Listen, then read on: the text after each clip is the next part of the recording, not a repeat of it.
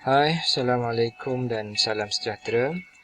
Baik, ini adalah kelas pertanian online PKP tahun 2020, kelas untuk pelajar SMK Skudai. Baik, tajuk untuk kali ini adalah berkaitan dengan pengiraan baja. Pengiraan baja ini adalah satu topik yang agak popular dalam soalan SPM kerana ia mempunyai wajaran markah yang agak banyak. Selain daripada itu, pelajar boleh menyelesaikan soalan ini dengan mudah sebenarnya. Ya, jadi senang cerita mereka boleh skor jika keluar tajuk pengiraan baja. Okey, tanpa buang masa, kita teruskan.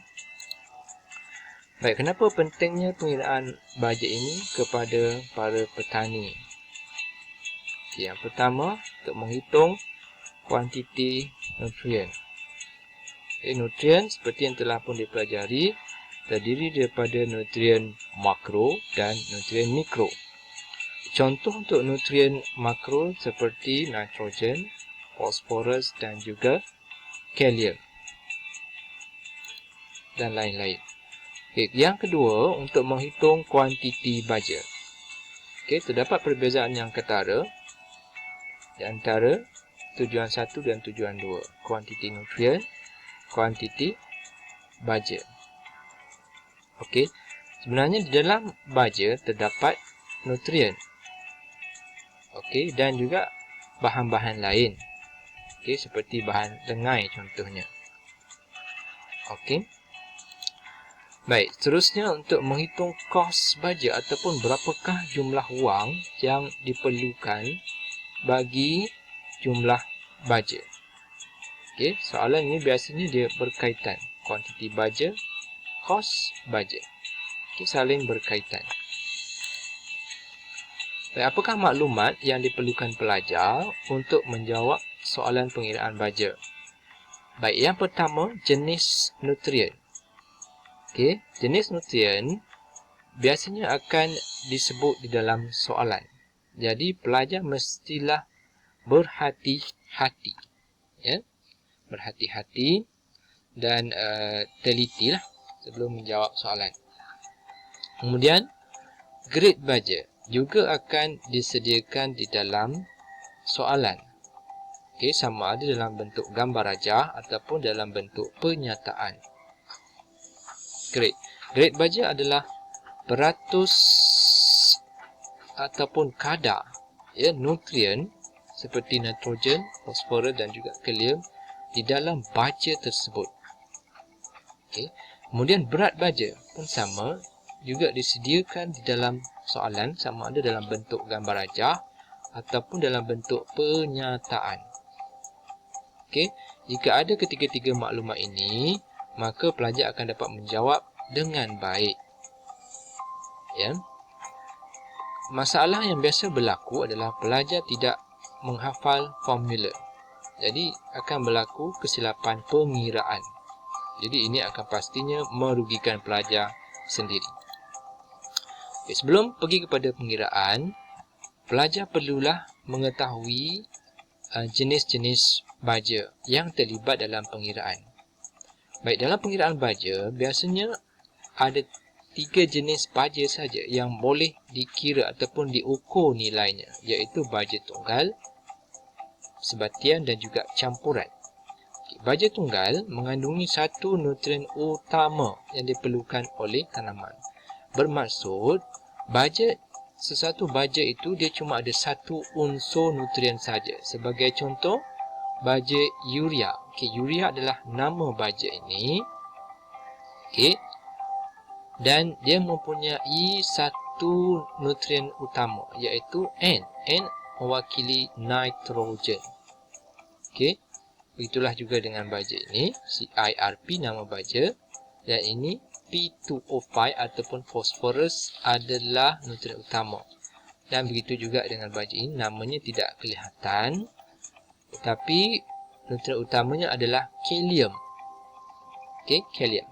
Baja tunggal. Tunggal bermaksud satu unsur lah.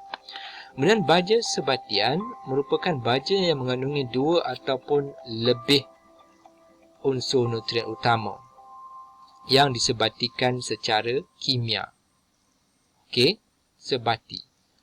Okey, sebagai contohnya baja ini, baja NPK. Ini adalah label sejenis baja namanya NPK. Okey, bermaksud NPK maksud nitrogen, phosphorus, kalium. Maksudnya dalam satu beg baja ini dia mengandungi 3 unsur, iaitu baja N, iaitu unsur N, unsur phosphorus dan juga unsur kalium. Okey. Kemudian baja campuran. Baja campuran adalah baja yang dihasilkan daripada campuran 2 atau lebih baja tunggal yang berbeza. Okey, maksudnya baja tunggal ini dicampurkan. Okey, dia tidak sebati, dicampurkan secara fizikal saja. Fizikal bermaksud dia menggunakan dia tidak menggunakan kaedah kimia.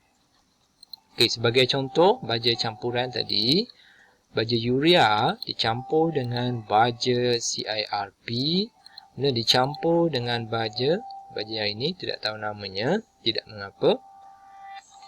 So, ini bermaksud baja ini dia mengandungi 3 jenis unsur, iaitu nitrogen, phosphorus dan juga kalium. Ya. Okey, menghitung kuantiti nutrien. Okay, part yang paling penting adalah pelajar mesti hafal formula ini dan mesti faham. Okey, mesti faham.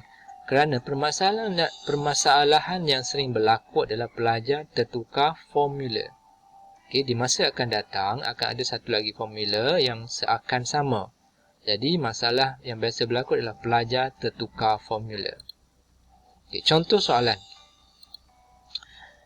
Okey, soalan biasanya dia akan menggunakan beberapa perkataan, tapi maksudnya sama saja. Okey, sebagai contoh, kirakan, hitungkan, berapakah.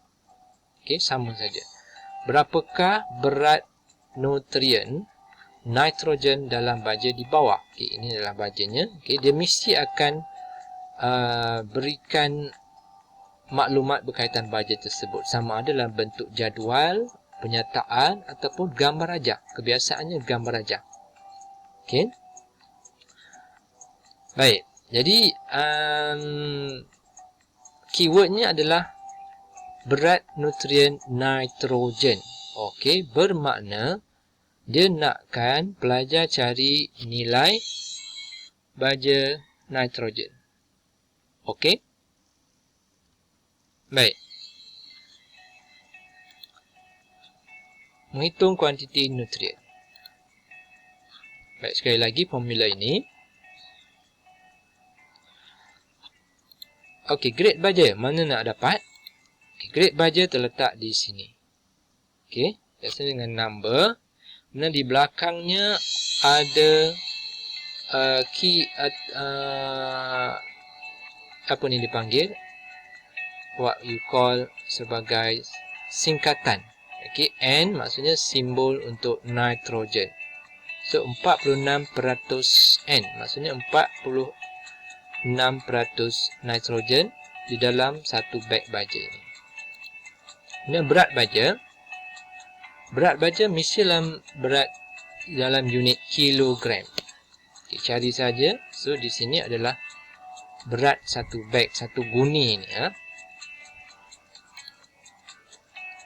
Okay, dan 100 ini adalah penyebut. Okay, dia kekal, tak akan berubah. Jadi angka yang lain 100 saja. Okay, so cara nak jawab. Pertama, apabila dapat soalan ini, sebaiknya pelajar menulis semula formula. Okay, saya amat menggalakkan pelajar selalu tulis formula sebelum peperiksaan, apabila peperiksaan bermula. Okay, so first thing first, pelajar tulis dulu formula, barulah baca soalan yang lain daripada awal. Lakukan daripada awal, tulis semua formula. Okey, so berat nitrogen, grade-nya adalah 46%. So, kalau peratus, dan mestilah ada 100 kan di bawah. Itu matematik mudah. Dan darabkan dengan berat baja, iaitu 50 kilogram. Dapatlah jawapannya 23 kilogram. Okey, unitnya adalah kilogram. Okey, sebab dia adalah berat nutrien. So, maksudnya dalam 50 kilogram baja ini, 23 kilo adalah terdiri daripada nitrogen. Okey? Mudah bukan? Okey, jadi pelajar, untuk mahir, pelajar perlu buat banyak latihan. Dia nampak mudah, tetapi disebabkan oleh ada beberapa lagi pengiraan, pelajar menjadi keliru. Jadi, perlu buat lebih banyak latihan. Okay, jadi, itu saja untuk hari ini. Untuk pengiraan nutrien ataupun unsur, kita akan kembali lagi ya, untuk kelas yang seterusnya. Okey, sekian. Terima kasih.